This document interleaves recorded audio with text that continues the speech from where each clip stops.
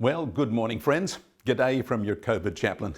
Great to have you with us again. And as you can see, I'm still in my surprise location. And last week, I don't know, when was it last week? Yesterday, we actually launched for you Surprise Week. And I'm still in the surprise of this new setting.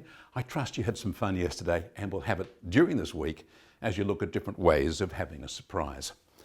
But today I'm going to also declare another kind of theme for you to think about today. You know, when things go wrong, you get the choice of how you're going to respond. Sometimes you can respond by saying, oh, well, I knew it wasn't going to work. Sometimes if you've hit your thumb with a hammer, you might wish to express certain thoughts and feelings spontaneously. We can react and respond in different ways. But there's a particular way that Christians respond, which is a bit peculiar, but it can actually be very powerful, very important. And that is to respond by praising the Lord even when something goes wrong. Paul put it this way, in everything, give thanks. Now, everything means all of those great moments, yay! But it also means those times when you got the bad news on the phone call, when everything you tried collapsed. In everything. Here where I am in Melbourne, everything kind of includes, everything. I'm not quite sure where you are, what everything includes, but I've got a sneaking suspicion it probably covers about the same range of things that it covers here in Melbourne. In everything, give thanks. So your challenge for today, as you work through the day or go from room to room or from place to place or talk to person after person, whatever your day is going to bring you today, your challenge is to give thanks, whether it's a wow moment or whether it's a, oh dear, that went terribly bad. Your job is to give thanks. So I'm going to call today Hallelujah Day. Hallelujah, because that's what you're meant to say. Now, you may not want to say it out loud depending on who's around you, but at least you can think it. You can go aside somewhere and say, Hallelujah. Now, if your team was to win the grand final, you'd be fantastically surprised and you say, Hallelujah, that'd be great. If the team was to lose, and you often see the losing team, you scan around the crowd and the players are crushed. They're just, almost in tears. The crowd, their supporters are walking out of the stadium depressed, right?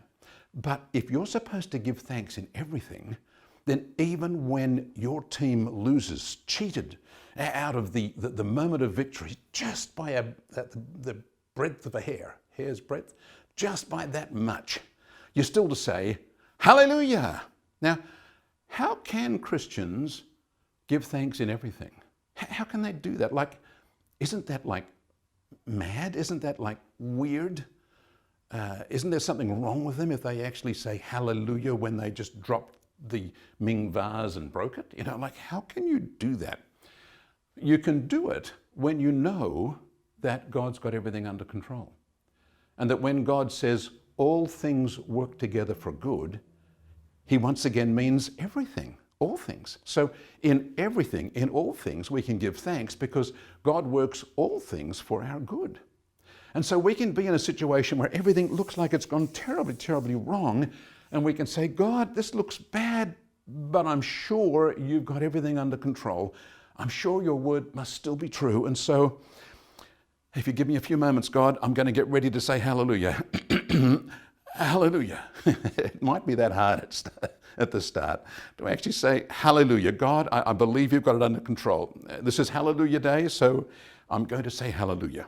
And maybe you say it long enough and often enough until you can actually say, hallelujah, God's got it under control.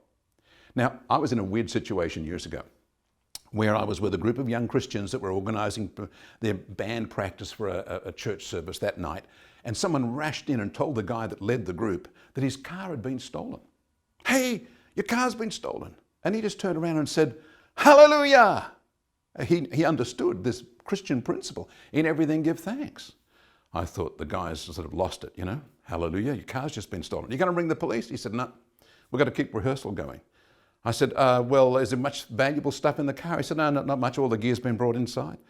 I said, well, how are you going to get home tonight? He said, God will sort that one out. Now, we went on and got organised and they did the meeting that night, and I didn't actually find out. I think someone contacted him and said his car had been found dumped at a park somewhere. So he got his vehicle back, he put the gear back in and he got himself home. But a year later I bumped into him with a brand new, spiffy, really fantastic brand new car with all the extras. And I said to him, where did you get this? He said, I was out doing a music trip out in a country area and a farmer came up to me and he said, God has told me to buy you a brand new car. You go to the dealer tomorrow and pick whichever one you want and whatever extras you want, I've got enough money to pay for it. So he got himself a car with the roof rack and the tow bar and all the tricks that you could get into a car, he got in this particular vehicle. As he drove away, after telling me that story, I thought, you're the guy that said, hallelujah, when your car got stolen. I thought, wow, somebody take something off me. I'm going to say hallelujah. If that's the way you can actually see the result come. Now, I'm not guaranteeing that outcome. I'm just stunned to see what can happen when Christians choose to believe that God has everything under control and that even if it goes wrong, all things work together for good. Can you believe that? As you surprise people this week and surprise yourself today by saying, hallelujah. Walk around the house and see all the broken things, all the things. Open the cupboard and see all the things that you don't like. And for each one of them, say, hallelujah. It's hallelujah day. Hallelujah. And trust God that he can turn things around, that he can surprise you by turning things around because you've done what he says in his word. In everything, give thanks, especially today because it's hallelujah day, and especially this week because it's surprise week. Go on, surprise yourself. And as you do, God bless you.